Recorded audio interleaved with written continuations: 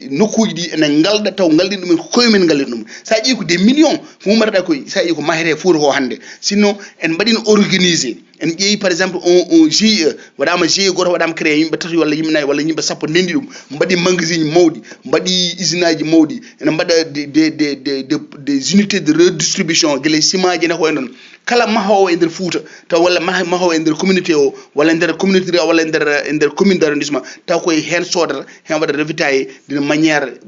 planifié min jii gartam ɗam artata koye nder nokku he ko yimɓe sukaɓe men galɗata e nder nokku he hankkadine ala ko jiggoriɗen hay batte ɗum noon fof en jeeya ko jaggude Promoville beele ne addana jeese kese e nokkuji men ɗi ɗum woni haala Promoville.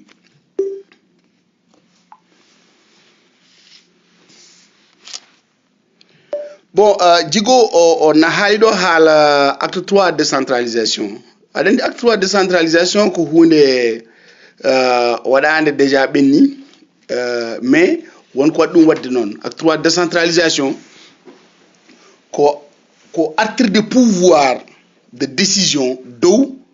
arta less woni holɗum natti wonde ministre walla directeur de telle société walla directeur de telle administration waɗa décision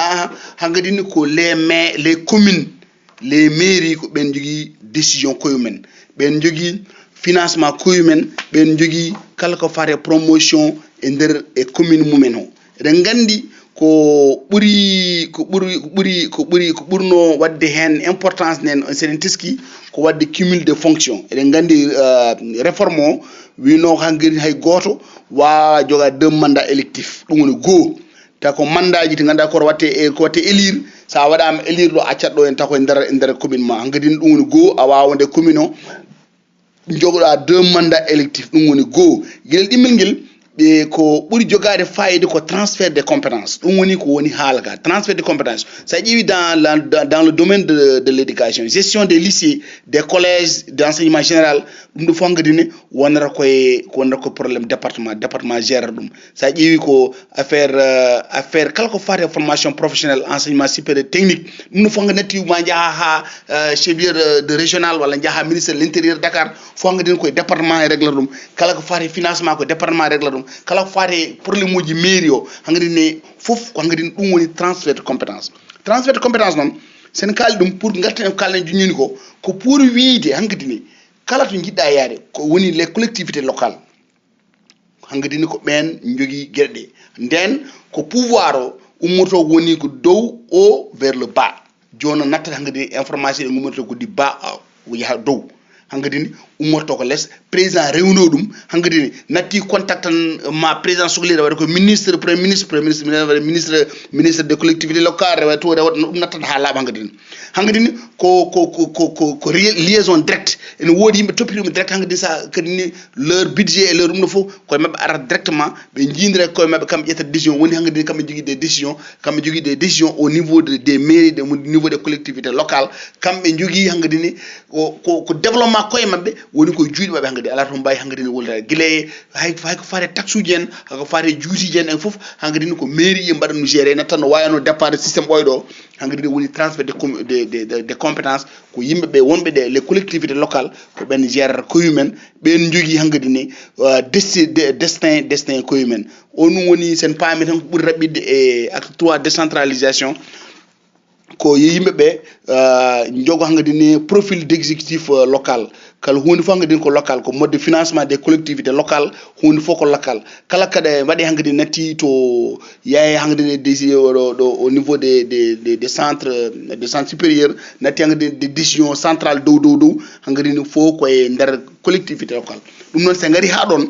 il faut paamen ɗum woni kalnomi junjoni ko il faut yimɓe ballodire koyemumen yo ballodire koyemumen ganden hankkadine wonti compétence locale wonti hankkadine hooram moni fof yiiɗi hankkadine natti moni fof fawade laamu min hankkadine sona gouvernement waɗani commune amen il faut gouvernement non hankkadine ko yimɓe commune o ɓe ndendata ƴeewa jooɗo mbaɗa peeje mbaɗa des séminaire ƴeewa holno mbaɗirta beele commune o ene yaara yesso ƴeewa holno mbaɗirta beele commune o ene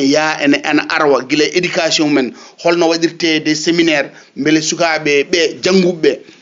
holno mbaɗirta redistribution de leur compétence holno ɓe gartirta les mbaɗa des cours de vacances hol wonɓe wuuro he jogirde des cours du soir pour wallude sukaɓe tokosɓe less ɓe holno yimɓe wonɓe ɗon ɓe holno mbaɗirta encourager les enfants holno sukaɓe mbaɗirta des prix de compétence ɗum ɗo fof koye des décisions locales ɗe ganduɗa yimɓe ne mbawi jaggo ɗum ɗon wona laamu ummo toon ara waɗa ko enen mbaɗanta koye men ɗum so ɓenni il faut kadi yimɓe jaggana ardiɓe ɓe woni holɗum woni kalni joni ko woni hankkadi ni sa waɗama maire a ardima yimɓe ɓe wona tan les conseiller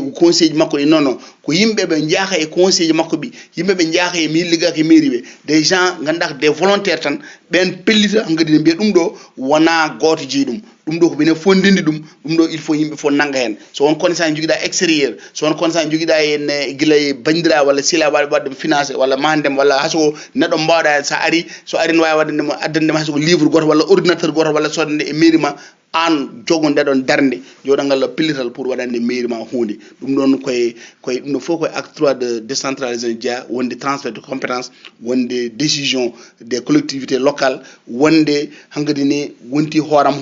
wonti développement local wonti décision locale hunde fof hankkadi ko local latti hankkadi ni hunde fof ma umo gouvernement ma président nele e malla nelane hankkadi ni wonti koye men ɗum ɗon yimɓe paama yimɓe jaggu e ko goni dow mum ko yimɓe paam kala to mbawɗa wonde yimɓe yo tinno koye men tinno e mairie mumen tinno e gonal mumen tinno e nokku men mbawa liggade beele nokku on yaara yeeso hoto cikken gouvernement ne ara hankkadi ne waɗano ko heewi so mbaɗi décision ɓaɗi waɗi ngayni ɓe nelli ko poti nellude ko heddi ko hankkadi enen ligganto koye men ɗum bandiraɓe paamen tan ɗum ɗon koye acte 3 décentralisation jeeya haysoko temps o hewana fewi pour tan yimɓe pamde yimɓe holko darde men enen hol darde men poɗɗen darade pour commune o yaara yeeso hol darde men poɗɗen darade beele territoire o nokku men on yaara yeeso ɗum noon ko contribution individuel neɗɗo yejjita hankkadi ne intérêt mum personnel yejjita ko probléme uji mum personnel watta haqqille mum e développement local ɗum tan woni ko jogui importance e koye men bandiraɓe on jarama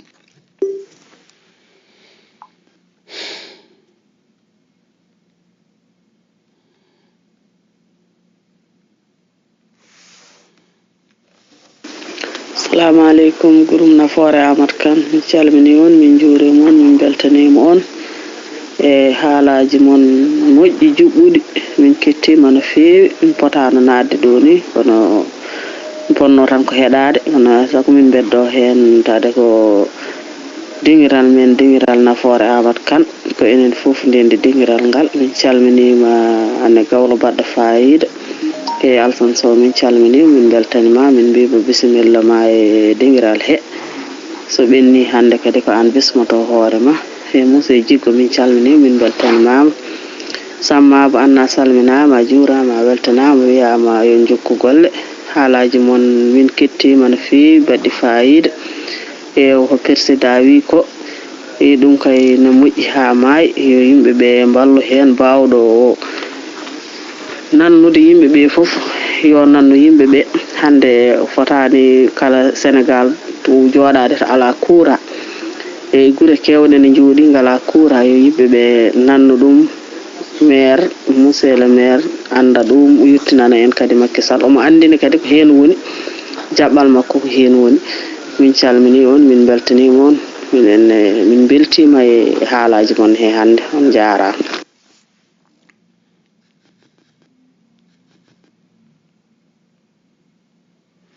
e calmini bandiraɗo debbo o Hawa min calmini min juurima min jarimama e intervention ma kala ka ko gonga affaire ko wonde guure ɗe wonde dañani courant ko gonga kono noon paamen wona e maire o woni kadi koye lawol woni sibu jogui ɗum o joguide électrification locale rural électrification rural jogui ɗum ko biteɗo Baba Diallo ko kawlanajo hen ko guijolonajo hen ko baɗi amen donc min ko il y a 2 semaines min joddima Washington DC taw premier ministre ne arina arde ministre des finances Amadou Ba ene wonde porte parole Seydou Gueye ene wonde ministre des affaires étrangères Sidi Kaba minen fof min jooɗi kalamomi yeeso ɓeɗon o hollimi hay programme to yarata o wi ko hen wona te inchallah commune ogo kala to ala hen courant ma hen courant ɗum ko hunde wonde kadi ko min jokkodingal banggal kadi emin dewno ɗum yo haqqillaji mon dañ hoto cikke e maro woni koye maire o wona e maire o ko foti wadde ko waɗi heddi koye peut être koye budget ji e financement e ko way noon kono kon heɓoɓe ko foti hebde heɓede hen ko inchallah eɗen daari hen en gaccani Allah jarama min calminima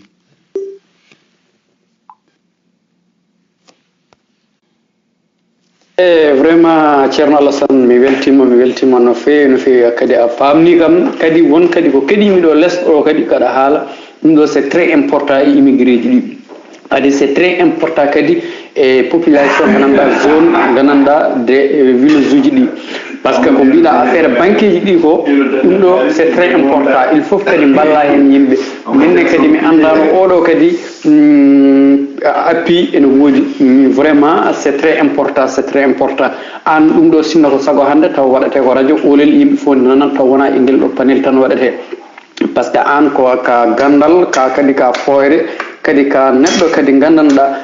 gubbito kadi ubbino kadi jaltino kadi ko nanno e nder gaska vraiment mi weltanimama no feewi eyyi ɗum noon min mbiɗo wima tan ya jokku golle ɗum noon ha yesso ko lawol e franchement min hande taw ko ñalawma hande o tan min mbima ko faaɗi e saago amen ko ñande foof naata ɗo ɓeyda udditande yimɓe damude ɗe pop no potiri ni mi weltanimama noon ha ɗon wawi hadde e ɗum noon mi wiyata mabo jonta ɗo woni dowam ɗo Amadou Tidiane Guissé ene wiyeteno Mamadou Djiggo vraiment annene kadi min jarnima min jetti Allah min jarnimama min calmini kadi monsieur le maire donc o wiyata ko ma jaafoɗon ma ɗaccon haqqe vraiment no ɗum weeli no feewi e affaire banque ji ɗine ko mbiɗa ko c'est très important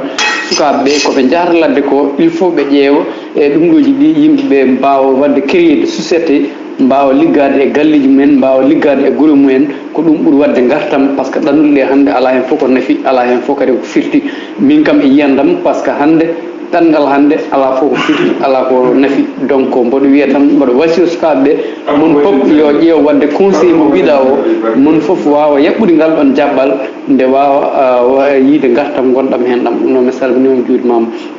e affaire banque ji kam affaire ɗum ne kadi haalama ne feewi en yooɗi en yuɓɓi e donc ame artu e vocal e ok merci jarama a jarama Ceerno Mamadou min jarimama no feewi intervention ngaji ma merci beaucoup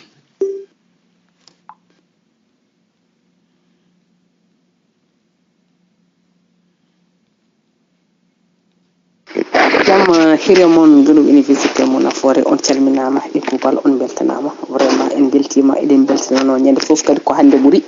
en gadani calminaɗi hono doyen men monsieur le maire en beltanimomo kadde beltor kadi eɗen ñaganomo Allah moƴƴere jaam e kisal Allah yo wone makko wone dendagal ko takkimo e ko taarimo e ko yiɗimo kala allahumma amin en beltanima kadi Mamadou Djiggo e kala saaha omo waɗa ɗo invité ji vraiment baɗɗi fayida en beltanima doyen Alassane Sok a wiyama kadi bisimilla ma e galle he haalaji ɗi kadi kettama ha joni kadi koye hettoye ko ɗum tagi guile nane min ñaatani e galle he min gonno tan koye hettade kadi ene jaggono ko joni heɓa naatede kadi en bismima kadi aussi hoɓɓe men arɓe ɓe kono nde Yaya Soumare a weltanama no Samba Sangodo wini tan ko ganduɓe neɗɗo haalata ɗum kadi ko jeune mo ganduɗa baɗɗo engagé jarlitaniɗo monsieur le maire en beltanimomo en mbimo kadi bisimilla kadi ko yettude Allah no feewi nde won noon o ari galle mo ganduɗa ko Nafoore wiya Nafoore noon sa haali ɗum foof haali hoore muɗum o wiyama bisimilla makko kadi kanko e wondiɓe makko kala eɗen ketto tan vraiment message uji ɗi no feewi nde wonno ko message uji baɗɗi intéressant no feewi ha yesso ma en nattu e galle he en beltanama o ko Mariame Ndiaye debbo mo Sinthiou sohna Mariam a jarama min jarimama intervention ma a haalma waɗi fayida no feewi ayi eɗen ɗum ɗo ko no mbimini ko wulango jamma accata e goto kala tan goto men wawi nangude yo nangu bawɗo haalde yo haal bawɗo hirjinde yo hirjin bawɗo hokkude information yo hokku information bawɗo famminde o yo fammin mo famani o ɗum woni nafoore politique gonnen koye politique gonnen koye lande politique a wawa wadde politique a famani yeyete ko a wawa wadde politique a famani les projets de l' état a wawa wadde politique ta famani holko mawɗo leydi o gollata a wawa wadde politique ta famani holko woni réalisation du chef de l' état président Macky Sall donc anduɓe seɓɓe hin yimɓeɓe seeɗa wonda e famamo yo pammin yimɓeɓe holko gollete ko woni nde wonnoon yimɓeɓe hande tollinɗen ɗo en gonɗen koye ƴewde deuxiéme mandat inchallah men keeb kono ene woni lawol wonde yen pammin yimɓeɓe ko yeyete koko woni yimɓe ɓe gootini en premier mandat enen cogli deuxiéme mandat garten maɓɓe mbiyen ɓe ɗum ɗo woni ko golla ɗum ɗo président Macky Sall golli ɗum ɗo woni projet ji makko ɗum ɗo fuɗɗa ɗum ɗo woni ko choix keɓe keɓani ɓe pamon ko ɗo gueɗe mon jarata ɗum noon addana yimɓe softude ɓurande addana yimɓe jogade hoolare e ganduɗa e jeeye e joɗade e to joɗɗen ɗo jaggude eko jagguɗen ko beele wotande président Macky Sall beele dañi deuxiéme mandat ɗum noon mi salminima sokhna Mariam Marba.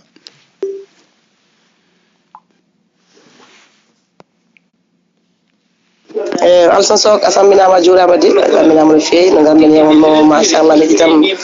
dewrim frontiére mbiɗo yara mbaɗa marɓo Sok harma weeli machallah alana ka wuɗɗi kadi nanoɓe nani a haali min nani sa joni yimɓe lelanade tan gonko hettade mon no haalma kamen nafoore ɗum min beltanimama no feewi min beltanimama e jamma ma o jamma o yaade jammaji ɓennuɗi Allah sellintade nde Allah sellintade nde min beltani no feewi. jarama sokhna Ami mi salmini no feewi mi weltanimama mi salmini wondimɓe.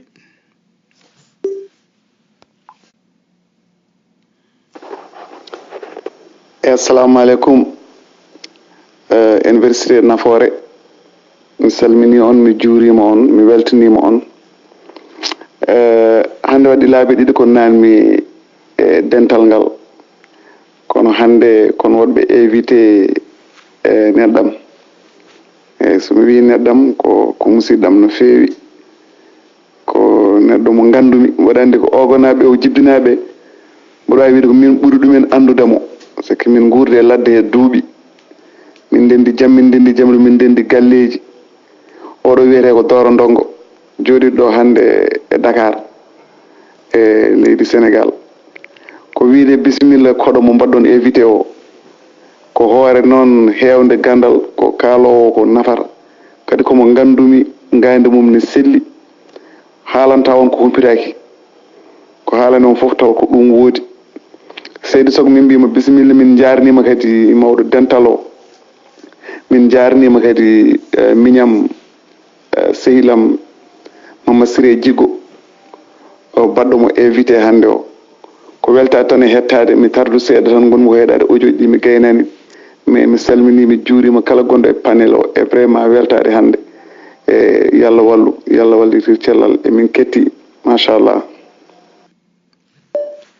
jarama ceerno Mamoudou bandiraɓe oɗo wiide ko Doro Ndongo oɗo komo am min komi sehlaɓe komin musiɓe komin bandiraɓe komin ɓiɓe yumma ɓe mbiyete ga ko puneji minen guuri ɗo en Amérique ko hande o woni ko vacance ko jaaɗo Sénégal vacance kono koye pilier ji APR jeeya nde hunde nde goomo nde konongu formeteɗo nde omo tawa nde konongu ƴettere ene ƴeemine 2008 emin pormi konongu ɗo e garal président Macky Sall ko galle makko waɗa kadi ko kanko woni mo ganduɗa tugginde APR fayi joni ko kanko jogui siège APR kanko yoɓata siège APR pour gandon hol kanko ko neɗɗo koolaɗo lamɗo leydi o kadi ko neɗɗo ligginiɗo APR taw kadi hewani haala wiyete ko Doro Ndongo jeeya ko Agname Wuro Siré hunde fof on mbanmi ko minen mbaddi ko neɗɗam ko sehilam ko minen pewjiti kala to jeeya minen jadata kadi ko neɗɗo toppitiɗo gueɗe oganaɓe kadi ko sehil ko sehil maire men ɗum noon ceerno Mamoudou mbiyata Mamoudou Sada min calmini Agname Wuro Siré naɓe min calmini Dakar naɓe min mbima États-Unis naɓe jewnima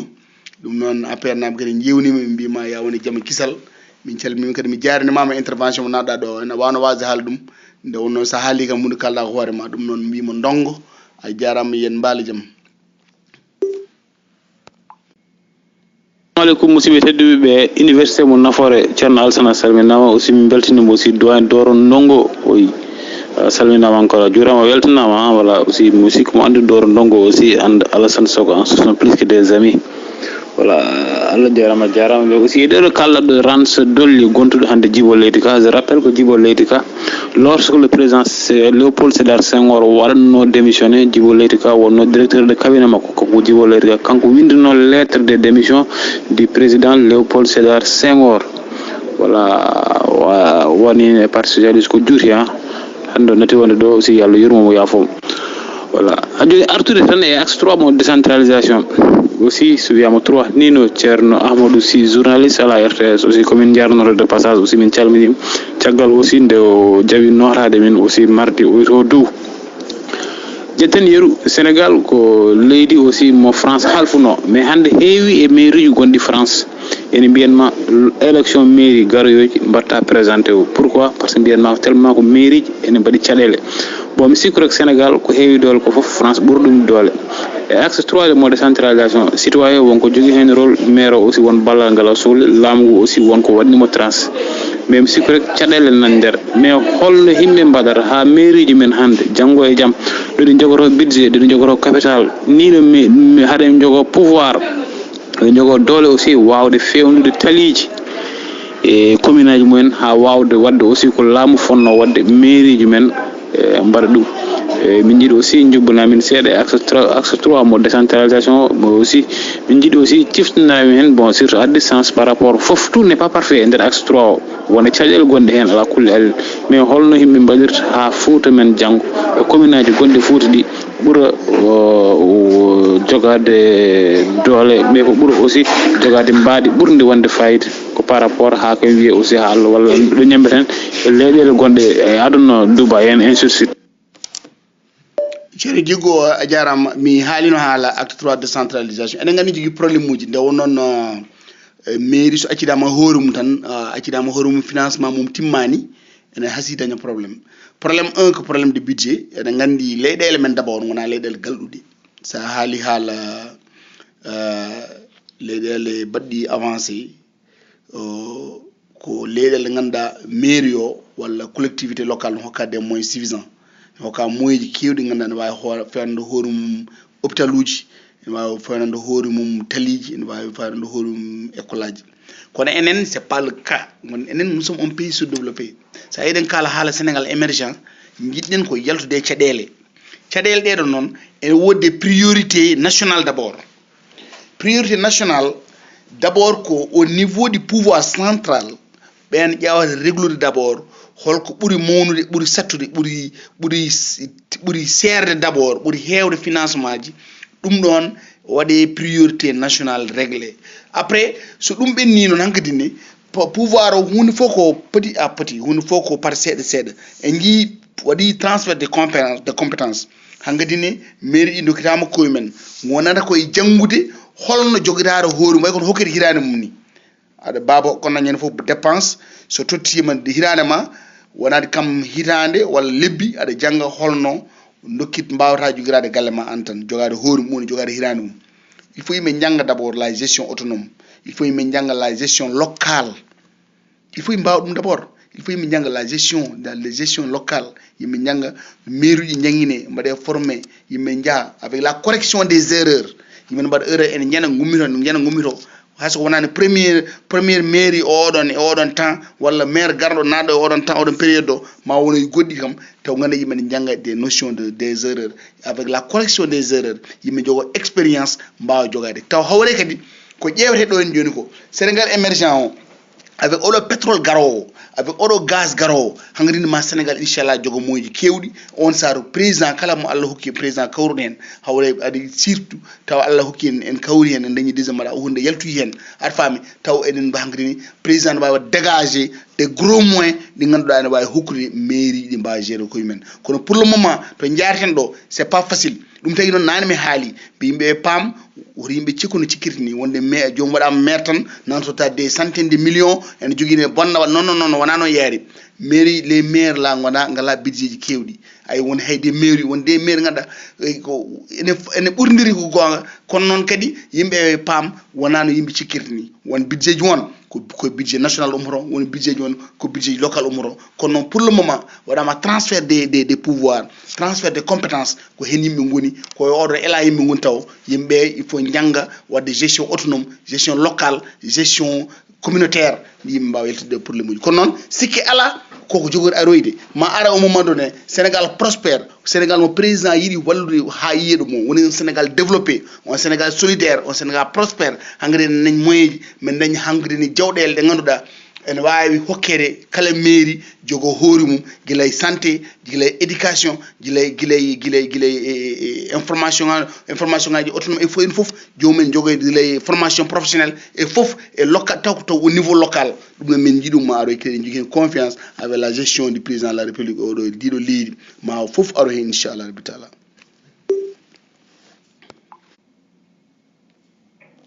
Assalamu alaikum dingiral nafoore jam hiire mon gongol on calminama on juurama kadi on beltanama non rewɓe fof haalaji mon keɗama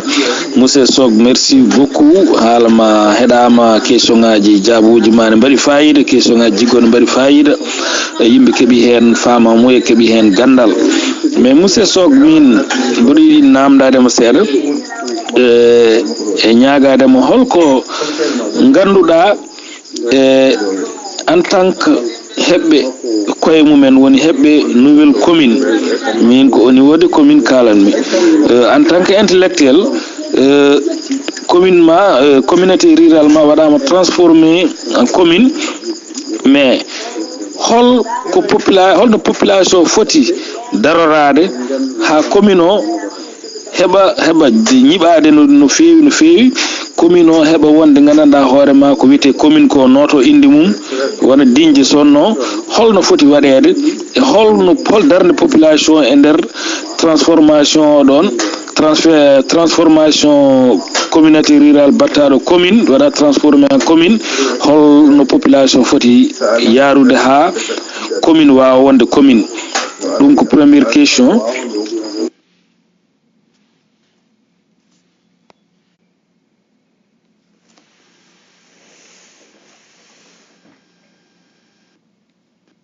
Deuxième question woni onon toujours cadre uji wonɓe caggal leydi woni partout États-Unis Europe partout nde nanɗon walla nde tinɗon on en battama en dokkama koye meɗen en gonti commune nde holko mbaɗɗon hen sentir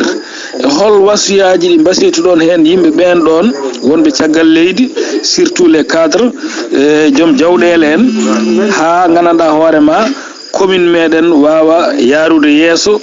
nde ɗum kewi nde holno jiiruɗon ɗum e holno kalduɗon ɗum e holno gandanɗa hoorema no basiri ɗon ɗum yimɓe wonɓe caggal leydi surtout les cadres ɗum ɗon ko namdal ɗiɗaɓal faade monsieur Sock a salminama a juurama a weltanama. Ceerno Samba mi salminima mi jarinimama e deux question ñi namdaɗi hol ɗo poɗɗen darade ha commune wona commune walla ha communauté rural gontuɗo commune daro darde commune e hol darde ɓiɓɓe men wonɓe caggal leydi caggal nde nani nouvelle wonde communauté rural wattama commune voilà donc go d'abord guidartomi ko deuxième question ma o ndemin nani ɗum nde e kala nanɗo ɗum d'abord weltoto par ce que so communauté rural ma dañi woni commune ko promotion ewa joni noon il faut des préparations woni holɗum il faut wonoɓe henɓe d'abord les conseillers il faut ganda hollo rôle mumen dans la commune e kadi ɗum kam hankkadi ne ɓennama ɓayde waɗama élection haɓe mbaɗama élire kono noon ko faye aroyde il faut jomumen pammine kadi wonɓe hen ɓe taw ene waɗi des sessions de séminaire d'information et de formation et de formation woni holɗum woni ko leydi ndi ndi jogui yimɓe mum ɓe ganduɗa les conseillers municipaux taw jomumen ne pammine hol rôle mumen ene pammine hol jaɓɓal mbawi yaɓɓude ene pammine hol ko mbawi wadde hen donc ɗum ɗon d'abord ko minen kam d'abord nde min nani nde min beltima hol ko yimɓeɓe ɓiɓɓe communauté rural ɓe walla ɓiɓɓe commune ɓe wonɓe caggal foti wadde ko kala joguiɗo hen conseiller moƴƴo joguiɗo hen conseil moƴƴo bawɗo noddude haala walla bawɗo wadde yewtere walla joguiɗo moyen mum ene wawi wadde investir ganda hankkadi ne nokkuma o natti communauté rural ɓolo natti village wonti commune pama saɗa jogui moyen aɗa wawi ene jaranma ene henanima aɗa hooli aɗa wawi wadde aɗa wawi addude aɗa yiiɗi addude aɗa wawi addude ganda hankkadi wonti mairie ande ko heewi ma wadde investir gila des magasins de commerce wadde investir des petites et moyennes entreprises wadde investir des sociétés de transformation wawi investir e ndema e gaynaka fof ganduɗa kadi ne yaaji kadi ne wonti nokkuji teeru ko noon mon fof artude mum mon fof jogade joguino moyen taw jahan ladde ɓe jogino moyen e nder wuuro he walla nder diwan he gartire moyen mumen e nder nokku he chef lieu de commune o gona hen mbaɗa investir change visage wuuro ngo walla mairie o hankadi ne wonta nokku teeru kadi wonɓe caggal leydi ɓe kala jinnoɗo artude hankadi dañino artude sibo andi hankadi dañi des garantie wuuro men dañi maire dañi hankadi des premier magistrat dañi mbawi haaldude dañi mbawi waddude interlocuteur dañi interlocuteur dañi porte parole mumen par rapport au gouvernement par rapport aux entreprises jomumen hankadi ni mbawi hoolade sibo dañimo kalde dañimo yewtide sur au plan pouvoir. Deuxième question ko holno mbawɗen wadde ɗum mbawɗen poɗɗen wadde d' abord ko no mbimami nani ni e nder première question poɗɗen wadde ko d' abord ardiɓe ɓe gandine hol rôle mumen woni holɗum les conseillers municipaux hol darde mabɓe wondi nde won noon travail de la mairie ko liggey d' équipe wona maire o tan wawi liggade hen maire o ne joguiɓe liggotto aɗa faami de joguide des commission e nder mairie he commission ngaji ɗi daro darde fewde daño darde wonde ko commission ngaji arɓe liggaji garani tan dugdede garani tan haɓede aɗa foti noon rewidade aɗa foti haalde nde poɗɗa haalde sa yeehi poɗɗa ƴewde holko communauté o sohli holko ko yimɓe commune ma cohli taw sa ari aɗa adda des doléances ɗum ɗon woni premier rôle d' abord des conseillers sa woni conseiller a wiyama conseiller ko baɗɗo ko baɗowo neɗɗo conseiller neɗɗo baajoto neɗɗo kalnawo neɗɗo baɗowo informé neɗɗo woni holɗum woni maire o so jeehi haade mon artu session so jeehi walla kala ko nanɗa tawa wawi noddude maire o mbiya maire o ahan ɗo de won kewi ɗo yo robigne ne sohli ɗo walla forage naggam ne paani walla goudron naggam ne taaƴi walla pomme naggam ne fusi walla hôpital naggam ne sohli naggam kalnamo kanko nota ko noon par ce que kanko no wawa yaade guure ɗe foof so jii yimɓe sinno no nafanota sono sohlano sono jomumen ngalano hen rôle sohlano waɗede conseil ko maire tan arano yiilo yimɓe kono wawa wokono président de la république ni itti waɗi ko des ministres waɗi des conseillers waɗi chargé de mission waɗi des gouverneurs waɗi des préfets ko ɓen goni guite makko goni hoore makko goni guiti makko goni jungo makko donc maire o la même chose les conseillers ko conseiller ɗi goni jungo makko goni hoore makko goni foof makko kañum kalantamo kañum tintindamo kanko no waɗa kankon action makko waɗa acte o haalano foɗɓe haalnede ɓe donc maire o maire ndi waɗata fonctionné tan ko premièrement ardiɓe ɓe ganda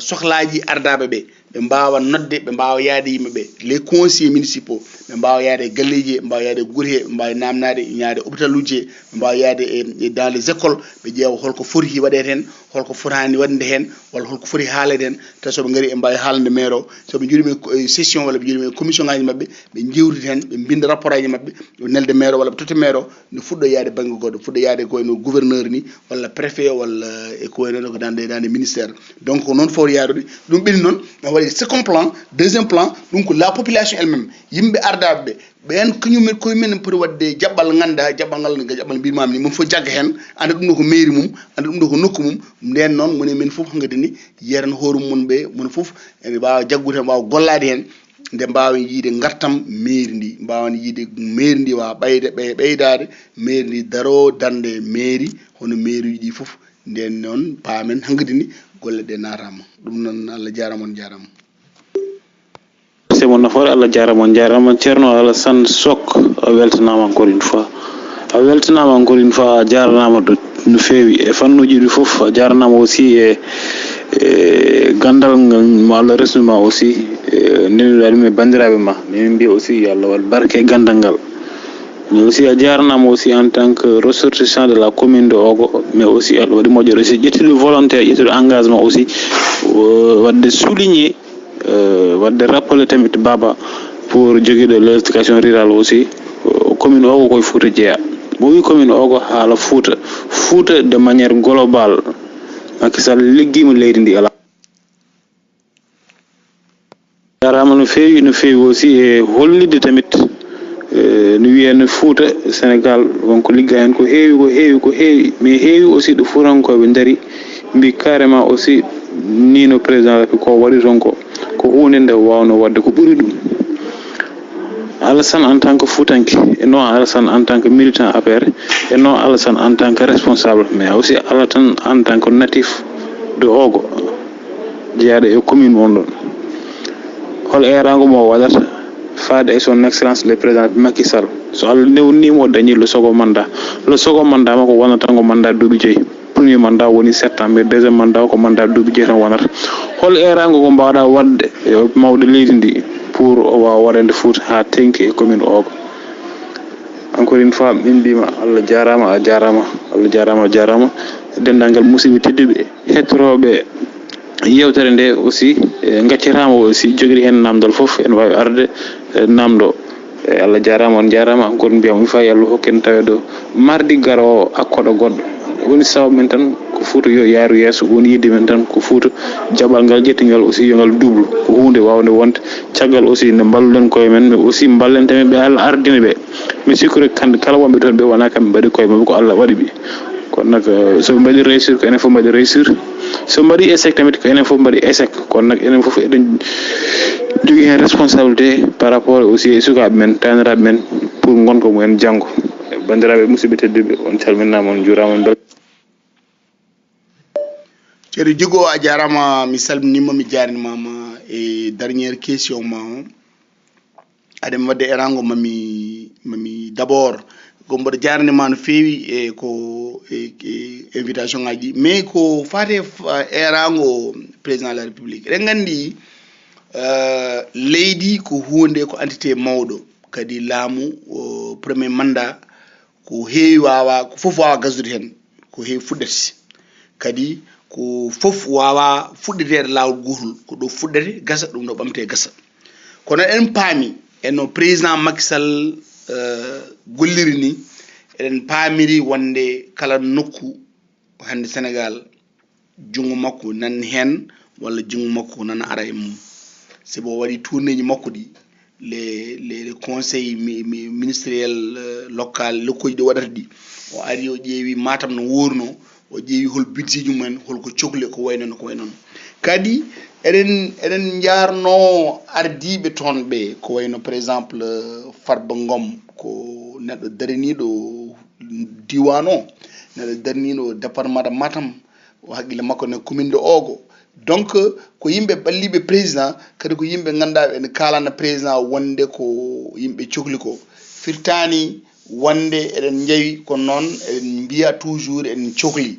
kadi ko heewi wawa haalade radio wawa haalade émission ngaji kono ko heewi ene yewtide mawɗo leydi o kalde occasion daña emin kalnamo wonde ɗum ɗo président ɗum ɗo de ko ɗo yarata emin jarinimama ɗum ɗo noon kono min jiiɗi kadi ɗum ɗo ko noon laamɗo ko noon ñaguirte neɗɗo darta kono mbi neɗɗo a waɗani ko noon aɗa wawi wi jomum minen de min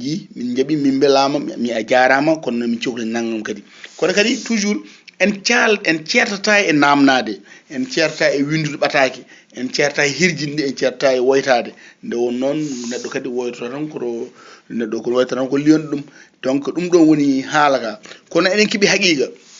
inchallah rabi taala deuxiéme mandat garawo o kanko hoore makko haali woɗo deuxiéme mandat garawo ko deuxiéme mandat Fouta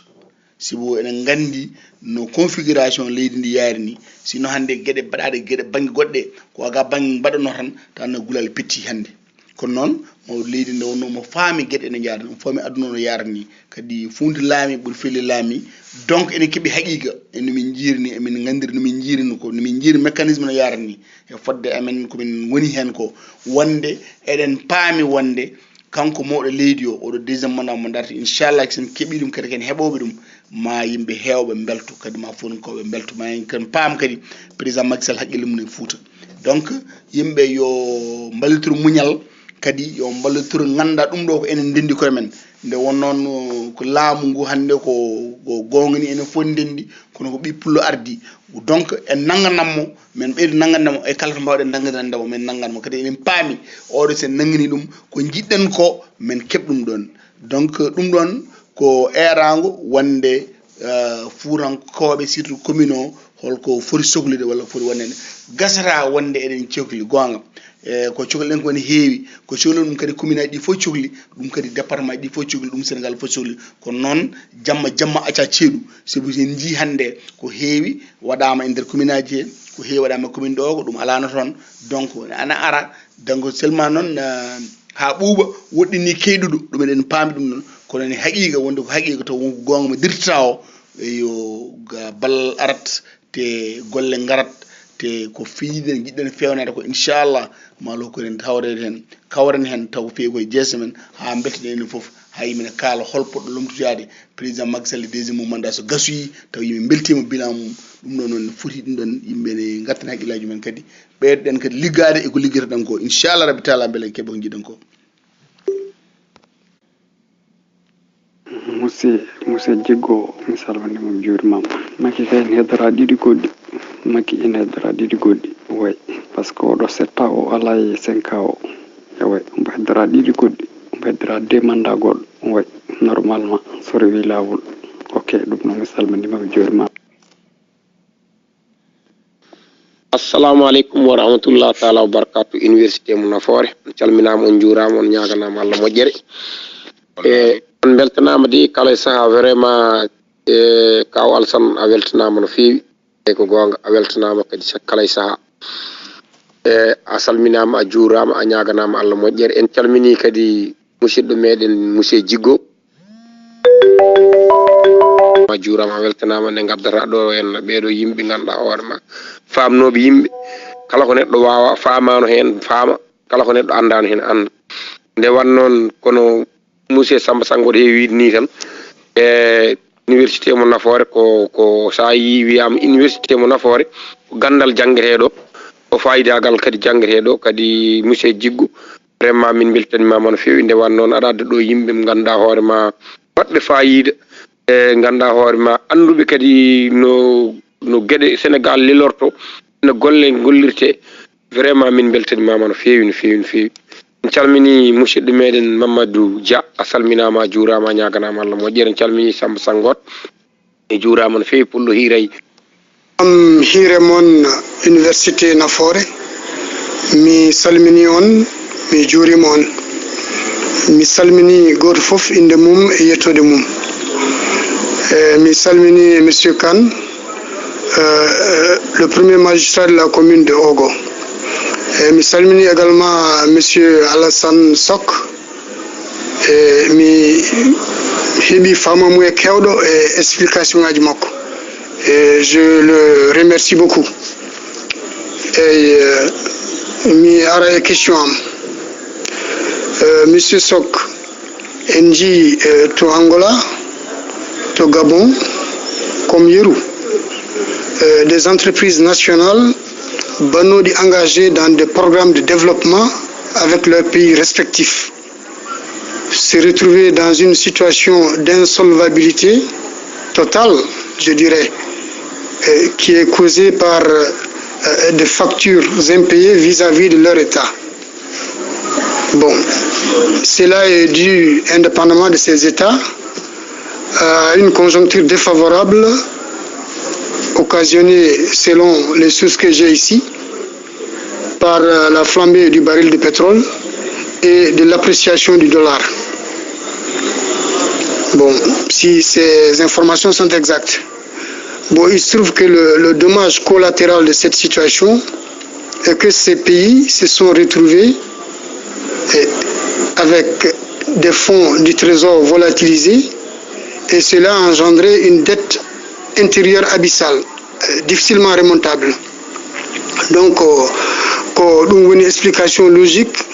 la crise qui sévit dans certains pays d'Afrique. Donc, quelle est la situation au Sénégal, la situation de la dette intérieure et quelle est aussi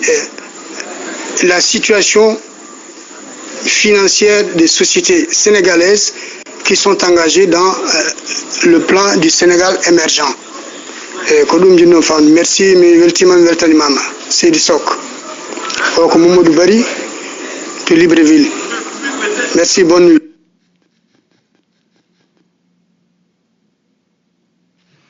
ceerno mamadou bari mi salmini mi jaarnimama kadi mi salmini gabonnaɓe wonko kalaɗo hen très important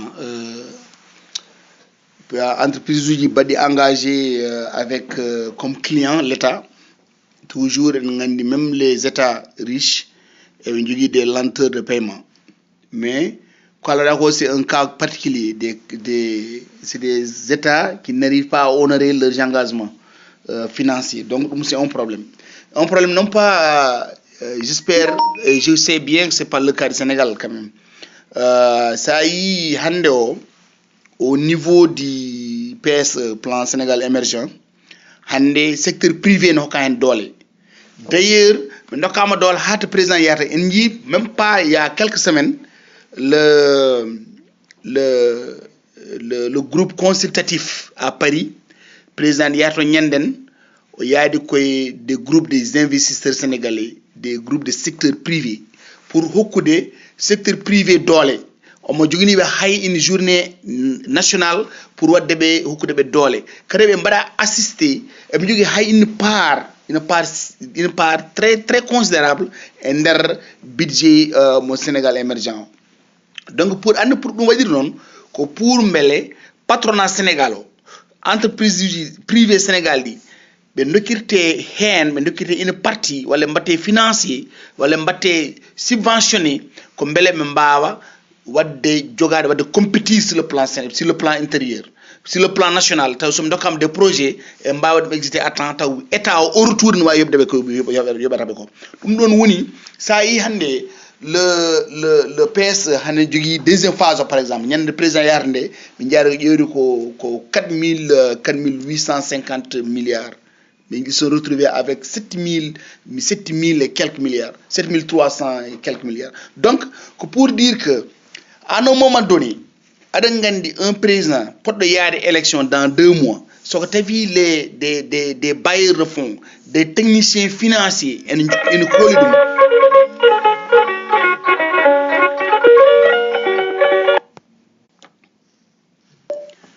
donc ko noon yaari tigui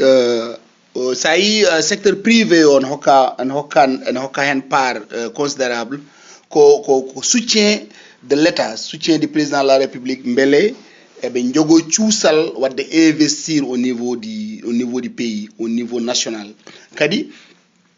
président hokki instruction beele hankkadi ne kala to entreprise nationale waɗi engagé un projet taw ene waɗi honoré rapidement et d'une manière la plus simple donc kadi même les lenteurs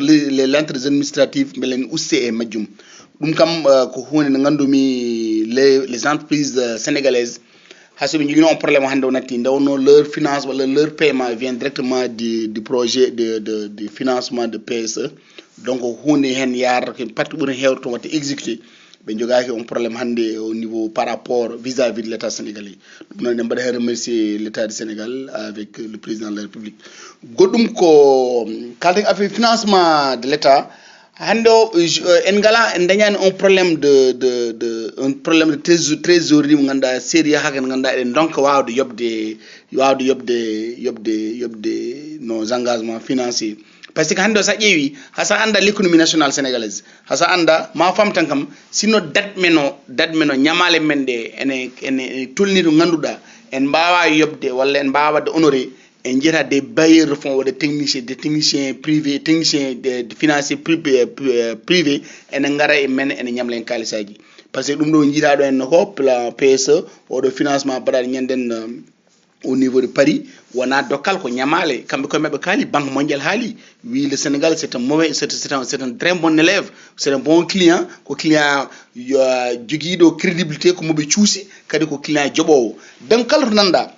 dans le domaine financier kala to nanɗa wiya kaari c'est un bon élève ça veut dire walla kaari mi jogui mum confiance andi ko kañum joɓowo ñamale ɓe mbi kam fof ɓe ndendi mbi président Macky Sall ko joɓowo ñamale kadi pamata ko sinno wonano ɓe jogui makko confiance sinno wonano communauté internationale jogui état o confiance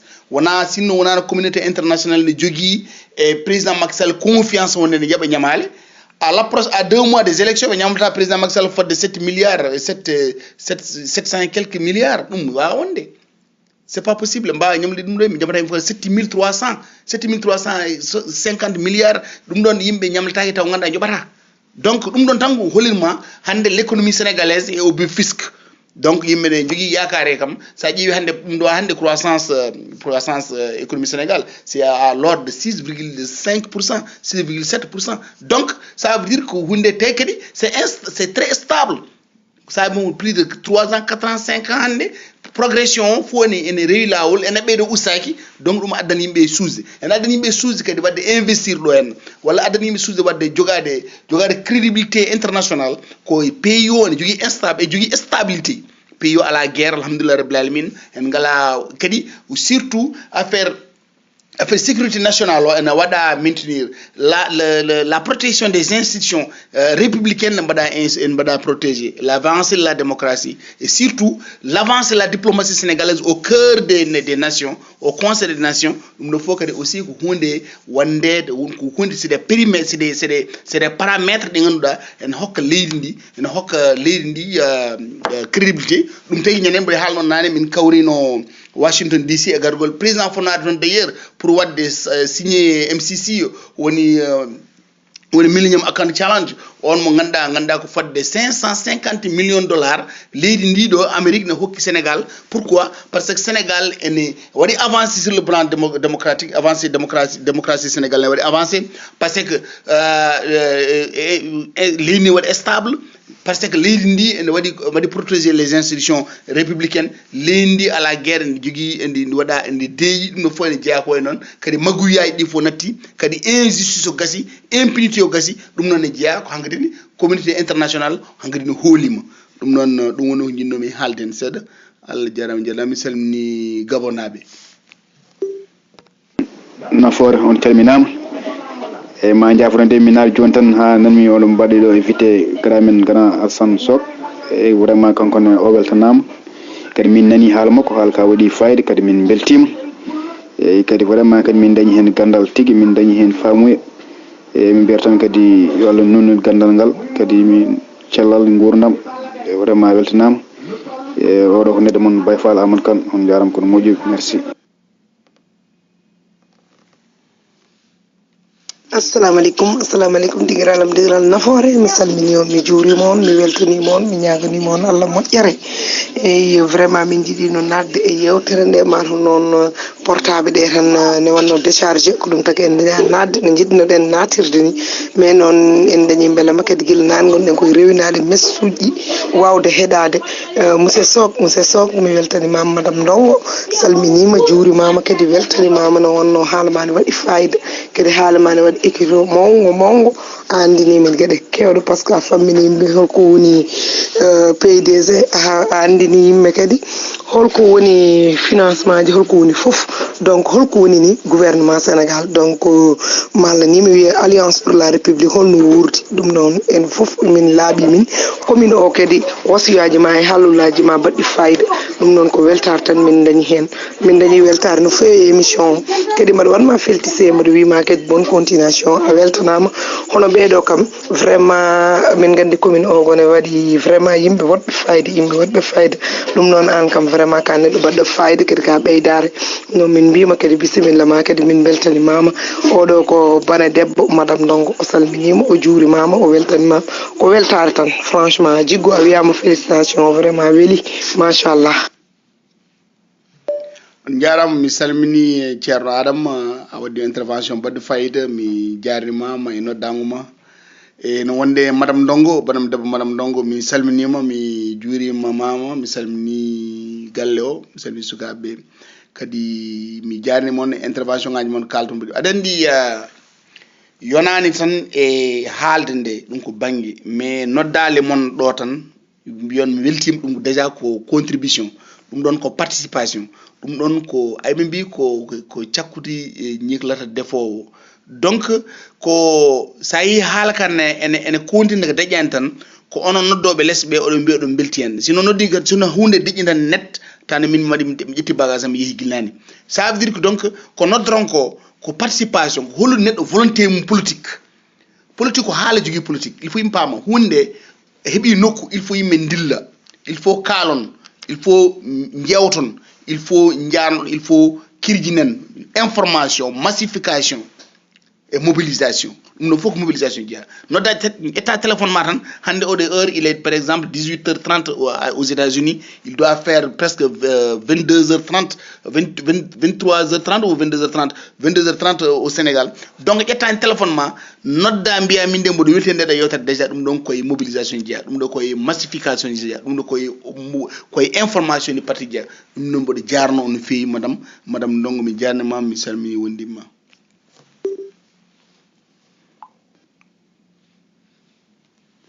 Assalamu alaikum bandiraɓe ɓe université mo Nafoore. Assalamu alaikum bandamen. En jetti Allah no feewi, en jetti le maire de la commune parce que saɗa naata e galle ke natirta ko damal mbasa diwde fallantere monsieur Amadou Kane. En jetti Allah no feewi, eɗen jetti Allah no feewi parce que sen dañi panelaji baɗe ni en dañi hen des jeunes intellectuels yimɓe ɓe ganduɗa vraiment jiiɗi ko nafoore Fouta parce que hande so mbaɗa haala jiɗmi d'abord adorade ko Mamadou Djiggo. Mamadou Djiggo vraiment Fouta wawa yobdema, surtout l'APR, surtout le Sénégal, parce que somin ƴeewima au niveau d'APR international, somin ƴeewima université ɓe Nafoore, min ƴeewi tan yimɓe waɗɓe important hande ɓe ganda hande jogiiɓe hande o développement Sénégal, jogiiɓe hande o hennane gonka men, par ce que somi wi gonka men ko holno poɗɗen darorade ha ɓamten diwonuji men, ɓamten koye men, aɗa addana min ɗumen e ɗeɗo koye ɗe ganduɗa vraiment hennane ko haalaji mumen tan. Sa heeɗima ɗumen ne woodi hen ko vraiment ko naftortoɗa, ko ganduɗa an ma nafe hande nafa janggo o ma. ɓe gaddanta min e les panel laaɗa waɗi ɗumen invité. Vraiment Mamadou Djiggo min ɗaldima e Allah yo Allah yoɓe quoi, kadi merci beaucoup vraiment ɗum ɗo ko ɓamtare min noon je regrette un peu tan parce que émission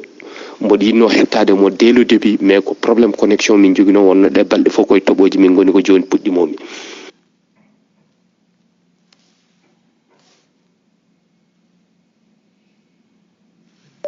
nana mi salminima mi jarnimama e contribution ma no feewi annen a jarama min jarnimama no feewi no feewi no feewi no feewi.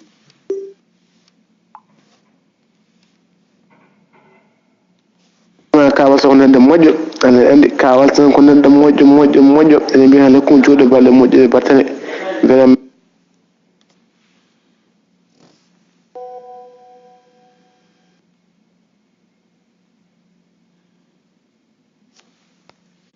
Assalamu alaikum bandiraɓe musidɓe tedduɓe université mo Nafoore, en calmini le maire Amadou Kane mon grand, mi salmini aussi ɓe juurima encore une fois dendagal jippiɓe ɓe foof,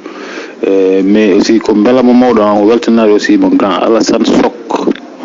mais aussi min jarnima tamit l'autre grand frère Doro Ndongo o weltanama encore une fois, jarnama voilà, jarnama no feewi e fannuji ɗi foof voilà, parce que il est vrai ko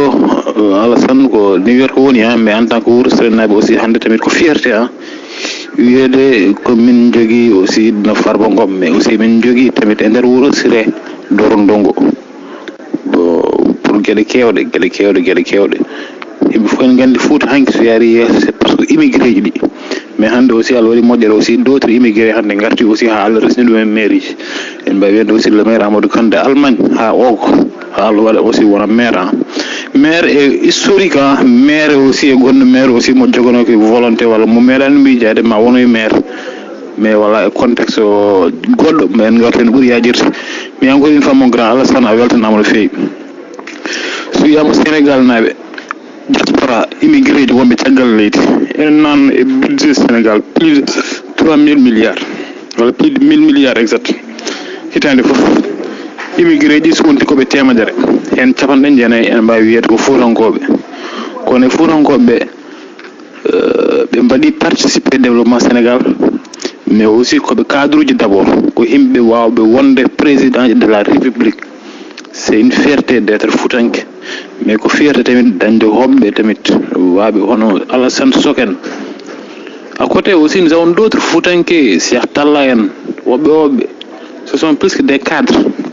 kono nag min jogii njorto moƴƴo Sénégal ma yaaru yeeso mais Fouta aussi ma ɓuri yaarude yeeso e reedu Sénégal fof Sénégal ko région ngaji fof mais aussi yirendu ko ɗum wonnaa ñedde banndum kono nag min ceertaa aussi e wiide e loso mo dokkuɗaa o président leppe Macky Sall wonko mbaɗanɗaa min mbima Allah jaaraama a jaaraama mais ɓeyden min aussi ko mbaɗanɗaa min ko te emin ngomi aussi tamit konngol ma deuxiéme mandat aussi wonat ko mandat fuutankoɓe yo Allah yettin yo Allah yettin yo Allah wallu men tamit joom suudu makko aussi jogiiɗo fondation servir le Sénégal par ce que wiyama fuutankoɓe aussi tamit vraiment ko yimɓe tedduɓe yimɓe gomɓe esiragal fondation servir le Sénégal yonti aussi o ɓeydo wattude haqqille makko e Fouta yonti aussi balle makko ɓeyde yiyeede e Fouta yonti aussi tamit kono cadre vraiment aussi jogo pellital à 100% ini main dans la main caggal nde militant aussi ganda ce qui est l'essentiel ko dental wawi ceeral mais mi sikori américain ji koɓe yimɓe comme no men sen ɓurani en mais mi sikori soɓe ndenti hannde ɓe jaltidtoɓe haa ɓe mbaɗi développé mbaɗi émerge tigi ha l' émergence aussi ken waɗa copié e nder Afrique ko sens mawɗo aussi dañde le candidat Macky Sall comme candidat au soir du 24 février mais ko sens aussi dañdemo aussi comme le futur président encore joguiɗo deuxiéme mandat aussi walla gonowo le deuxiéme mandat après 5 ans so laamu makko gasi comme ni no doyen wirni hen c'est vrai Macky ko deux mandat no wawi wadde min emin jiiɗi o liggol leydi ndi o waɗa ko wawi ko wawa mais la loi c'est la loi et nul n'est au-dessus de la loi seɗen kalta en kalda valeur en kalda principe en kaɓima Abdoulaye Wade pourquoi o yiiri wadde violer la constitution ala ko ɓuuri min yidde Macky ala ko ɓuuri min yaadude Macky mais min jawata aussi qu'on viole la loi non jamais leydi ndi ko leydi amen enen fof ndendi nous sommes plus que des patriotes mais woyi min ko Sénégal yo yaaru yeeso emin jiiɗi Macky Sall yo Allah newnamo dañilo second mandat si enen haw dañi second mandat yo Allah wallu en e cadre uji men ɓe joguinoɗen ɓe janggo ɓeɗo e lomtomo ɗum aussi ene jeeyakere nawa en yeeso wonko waɗi ɗo ko Senghor waɗani wonko waɗi ɗo ko Abdou Diouf waɗani wonko waɗi ɗo ko Abdoulaye Wade waɗani kono nag yimɓe ne jogui aussi so wiyama aussi waɗi un programme Sénégal émergent programme l'horizon 2035 kono 2024 so gasi yataw ko fuutanke jogotoɗo laamu fuutankoɓe machallah andaɓe ɓe ganduɗa mais ce sont des plus que des cadres mais noon koye réseaux sociaux ji hannde mbawen waɗen profité pour hollide jibinande Fouta wonɓe caggal leydi jibinande Fouta wonɓe e nder Fouta jibinande Fouta wonno immigré ji garti hannde pour wadde développer leur pays on dit aussi mention spéciale aussi le maire Amadou Kane mais mention spéciale aussi au doyen Alassane Sock Allah jarama o jarama ko beelama mawɗo ko honneur min mi mairie dañdemo invité pour la première fois et Alliance pour la République même si c'est une émission inoubliable mo waɗi inoubliable un jour nous avons eu des vocaux records franchement kono ko beelama aussi wiyeede o ko fuutanke jogui responsabilité mawɗo hannde e consul New York au Sénégal mais aussi baɗɗo ses preuves aussi parce que wona ñande foof wona moon fof dañi sens aussi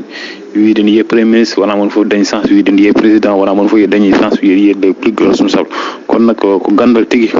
kono nag Doro a jarama Alassane aussi a jarama sohna madame Ndongo aussi a weltanama encore une fois a jarnama onon foof Tidiane Guissé en tout le monde e a jarnama surtout madame Ndongo encore min calmini monsieur Ndongo walla monsieur Ndongo wona wumo Wuro Séré ko monsieur Ndongo komo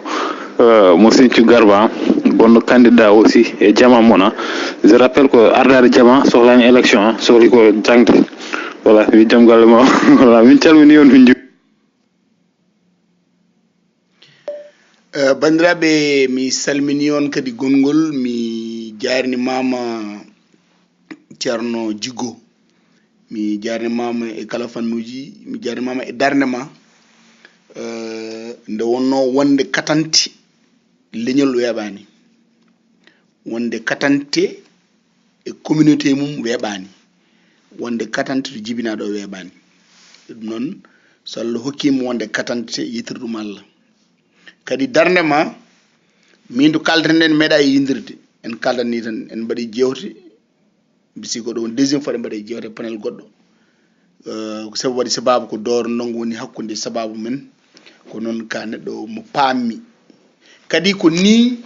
société wawi waɗirade avance ko ni communauté ko ni leñol yarata yeeso leñol yarata yeeso ko ɓiɓɓe leñol ngol jaɓata darade ɓe jaɓa gollude ɓe jaɓa haalde ɓe jaɓa hirjinde ɓe jaɓa humtude haajuji leñol ngol kono ko sukaɓe waɓe no mbaɗa mboɗo heptina ɗumen min de eɗen jaadi eɗen ngalɗo jaɓɓal nde wonnoon soko tawi tan ko haala nafata hunde soko tawi tan haala kaɗo no wawi gaynude hunde mi tampata mi haɓata e leñol ngol kala to noddam mi jaboto kala to noddam mi arat kala to noddam mi haalat so émission ɓurino ɗo joni eɗen jaara presque 3 heures temps so ɓurino 3 heures temps ni je suis candidat à la probléme donc wona ko neɗɗo waɗanta leñol ngol wona ko leñol ngol waɗantama ko ɓe mbi ko ya namdo holko mbawɗa waɗande leñol ma ceerno saydou nourou tall radiallahu anhu o wi neɗɗo o kala ton gonɗa gon faam dariɗa koye frontiére leñol ma ko wasiyo kalantumin ko haala mawɓe kala belsiniɗo ha yaware naati leñol ngol naatiri banggue mo woni o ceerno saydou nourou wi janggo yamal qiyamata taɓata ko labol sirati a ñawdane leñol ngol fodde ko belsiniɗa ha leñol ngol heeɓi yaware banggue mo ganduɗa o ɗum noon wonko firti ko neɗɗo kala to dariɗa kala to gonɗa e kala no gonirɗa tinno e hoorema tinno e galle ma tinno e ɓesgu ma kono tinno e leñol ma en ngala sowona leñol ngol ɗum noon jiggo mboɗo jarnoma e darde ma e leñol ngol darde ma e alliance pour la république darde ma e leydi ndi ko ni neɗɗo liggodirto leydi mum liggorɗa leydi ma koto jibinoɗa ɗo liggorɗa leydi ma koye leñol ma liggoɗa leydi ma koye mairie ma liggoɗa leydi ma koye président ma liggoɗa leydi ma koye parti ma liggoɗa leydi ma ko yidde leydi ma ɗum noon mbanma encouragé min manma supporté kadi kala nde cohluɗa min de hooram kala to cohluɗa ɗam mino e dooro nongo kala to cohluɗa min nous sommes présent mamin jaaɓe ɗon mamin tawi ɗon mamin balle kadi komin mbawi wallude ma e komin mbawi wallude leñol ko fof min mbaɗa ɗum ko wona ɗum ɗon ko noon bandiraɓe maari so towi yo bile sinno saga men ɓeytanno ni ha ɓuuro ɗo sabu en tampanta leñol ngol surtout commune de Ogo kala nde komi haalani ɗo e faate moƴƴere walla développement walla kan addani yimɓe rendude liggo e ko faate commune Ogo mi yijit walla tami anda kono paami tan ko gueɗel gotel paame leydi ndi ko enen ndendi ɗum enen fof ndendi ɗum Sénégal naɓe fof ndendi ɗum leydi ndi ko ɓiɓɓe Sénégal naɓe ndendi ɗum malayikaji garanta liggono en jinneji garata liggono en yimɓe étranger ji garata gacci leydi ɗum enen gara en liggono en ha ɓamtoɗen enen tan mbawi ligganade koye men ɓamtoɗen kala mo haalani ɗum ɗon haalani en gonga ɗum woni goho jinel ɗimmel ngel en keeɓi ko weeɓani en keeɓi lamɗo leydi wiyanoma pullo wawa lamade leydi ndi Allah hokki en lamɗo leydi taw ko pullo biyowo mbimi leñol e ngol wuura hangol majja e low leydi he tawgol heɓani lamɗo leñol Allah tagugol ngol woni dow leydi hangol majja tawgol heɓani lamɗo leydi Allah hokki en noon en keeɓi fartaŋe ɗum ko Allah tan hokkata en keeɓi lamɗo en mbawno keɓde lamɗo bonɗo walla lamɗo ñaɗɗo walla lamɗo mo liggotako Allah wi ala o hokki en ko lamɗo cukalel jangguɗo woni président Macky Sall o hokki en lamɗo ganɗo woni président Macky Sall o hokki en lamɗo bawɗo lamade ganduɗo laamu sibu sa woni directeur de société a woni ministre ɗi fo a yeehi ha woni ministre de l'intérieur aɗa andi tous les secrets de l'état Allah hokkima heeɓi woni président la république taw jiddi ngala c'est le président le plus élu avec 67% 65%. Donc jiddi ngala ngal bangal Allah hokki ngati farten ko liggotoɗo kadi ko président joom jurum pamen ɗum ɗo ko farten ko chance Allah hokki en ko chance Allah hokki Sénégal kono chance mo Allah hokki Sénégal o ko chance fulɓe chance ɓiɓɓe mbiyoɓe mbimi sibu jango histoire ma waɗa retenir ko ɓiɗɗo pullo laaminoɗo ɓiɗɗo pullo arno fewni leydi ndi ɓiɗɗo pullo arno heeɓi premier mandat heeɓi deuxiéme mandat addani laamu ngu addani leydi ndi waɗa développé addani leydi ndi waɗa avancé ko ɓi pullo laaminoɗo en waɗi priorité mum ko les femmes waɗi priorité mum ko les enfants waɗi priorité mum ko la sécurité nationale waɗi priorité mum ko la stabilité nationale waɗi priorité mum ko la fin de l'impunité l'impunité woni priorité mum ko la volonté politique publique woni priorité mum ko yo leydi yaaru yeeso woni président Macky Sall woni ambition makko yo leydi yaaru yeeso yo leydi ɓamto taw wala e heedi heede leydi ndi fof ko leydi makko leydi ndi fof ala ɗo ɓurnim o fundu leydi ndi fof o wi leydi ndi ko leydi men leydi ndi komi liggoto ɗum leydi ndi mami ittuɗo basal mami ittuɗo en probléme uji sécurité mami ittuɗo impunité o natta hankadi ni welma piya welma mbara welma gujja wonta yaɓ ɗum ko gandata laaɓi o waɗi la promotion de la démocratie waɗi avancé président Macky Sall o waɗi la promotion o waɗi la protection des institutions républicaines o woni président Macky Sall holi yimɓe noon la voie de développement o holi yimɓe la marche au développement o holi yimɓe l'avancée de la diplomatie au conseil des nations hande leydi Sénégal kala to mbawɗa yaade sa darima wi ka Sénégal tan yimɓe mbattatma haqqille hande ala hande réunion baɗɗo fayida réunion international wawi wadde taw wiya koye président Macky Sall ara tawtore walla ara haala hen walla ara waɗa siége ala ko wawi feejene aduna tawtinani c'est le médiateur le plus hande suité ɓurɗo jogade crédibilité hande kalta probléme waɗe aduna he ma wiye président Macky Sall ara haala hen walla ara mbajoɗa walla ara kalda e mabɓe ɗum noon so Allah hokkini ɗum no hokkien chance ɗum noon ɗum ɗo fof so waɗi mboɗo ñaago bandiraɓe ɓayde oɗo panel ko panel men oɗo panel ko enen jeeyi ko koye men enen kaldata e koye men mboɗo ñaago bandira mboɗo waɗa erago mboɗo waɗa wulago yo yimɓe tinno e mobilisation yimɓe tinno e massification parti yo yaññe yimɓe tinno e information mobilisation ko ɓeyden doole men parti o yimɓe gummo mon fo yiilo kartal mum mofta élection ko kartal reyni ɗum ko jiɗɗa président Macky Sall fof sa worta e ɗum weñi seeɗa sa wortata wonnu yilo kartal mo mofta para ganda hunde hankadi yettima to fano massification jañen parti o gaccen heedi heeɗo e ngaybeelo o hande o paamen wona Alassane Sow kontata wona Amadou Kane kontata wona Djigo kontata hande ko élection présidentielle c'est un homme en face du peuple yimɓe hande ko président Macky Sall sohli laamu o ñalawma hande oɗo tande ko temps président Macky Sall ko kanko dewri hande ko kanko ñalawma ko ñalawmaji makko donc kala ko neɗɗo jogino e probléme uji kala ko mbiyeɗa probléme uji kala ko banneɗa e probléme uji tinno yaafo joomum dokkodiri juuɗe kalde jewurde gollide mbaɗon massifié parti o dokon doole parti o gotanen président Macky Sall o dañi deuxiéme mandat tako au premier tour au soir du 24 février 2019 ko ɗum woni gonga mi dirta o taw mbiɗa jiiɗa ko président Macky Sall soko tawi ha joni aɗa jogui probléme uji heedi heeda oɗon jogui probléme uji clanji oɗon jogui probléme uji no min gondani e ɓeɗo e min gondani e kaari ko wona gonga yiiɗa président Macky Sall sa ɗiɗi président Macky Sall hande paɗen ko élection présidentielle kala ko mbiyanoɗa kala ko banneɗa ma yaafo ganda jaforɗa Allah walla jaforɗa kam ngam aɗa yiɗan président Macky Sall victoire soko tawi wawa yafade ko mbiyeɗa walla wawi yafade ko mbaɗɗa walla wawa accu ɗum ɓenna ha élection ɓenna ɗum kay wonde a yidana président Macky Sall hay deuxiéme mandat an ɗum noon mbiɗa ñaagui yimɓeɓe kala ko mbiyen ɗon kala ko mbanan ɗon kala ko tinno ɗon kala ko a tinano jafode Allah jaggodiri e junggo e fandu clan ji ɗi jejjiti ɗum heedi heeɗo jejjiti ɗum enen fof keɗen caggal neɗɗo goto no président Macky Sall gollanen mo hawo daña victoire makko deuxiéme mandat on saato joɗɗen kalten ɗum noon jinnomi bandiraɓe yo tinno kala to mbawɗon wonde e kala no mbawɗon wonirde tinnoɗe ɓeyde yidde parti o jaggene parti o ko parti men parti o ko enen jeeyi ɗum ko enen jogui ɗum ko enen gollata hen so mawni ko enen so golliyama ko enen so arrivi ko enen janggo wiite ko ɓe ndewinɗo fulɓe ndewinɗo halpude ɓe ndewinɗo en so makki président Macky Sall no fuɗɗori ni so Allah walli en dañi deuxiéme mandat en dokkima o continue o golli janggo so ummiɗo so pullo wiyama yo ar laamu so pullo ƴeewi laamu heɓat kadi so pullo ƴeewi laamu watta jiddi ma e ɓeɗo ko liggotoɓe ɗum noon bandiraɓe mboɗo wajjino on mboɗo waajo on tinnoɗen ɓeyden tinnare oɗo parti ɓeyden tinnare jagana président de la république président Macky Sall nde Allah hokkaren deuxiéme mandat au premier tour du 24 février 2019 bandiraɓe ko sehil mon Alassane Sok arno yewtude mon hande o oɗo jaafo kam noon kala ko oñiɗo en e kala no fewirani gando wona e mon woni koye am woni mi salmini le premier magistrat de la commune ɗo woni Amadou Kane mi salminimo mi juurimoma kadi mbaɗimo encouragé mbaɗimo yo tinno o ɓeyde tinnare kala ko ɓeyda kala tinnare o mbaɗani o tinni kala ko wanno yo ɓeydu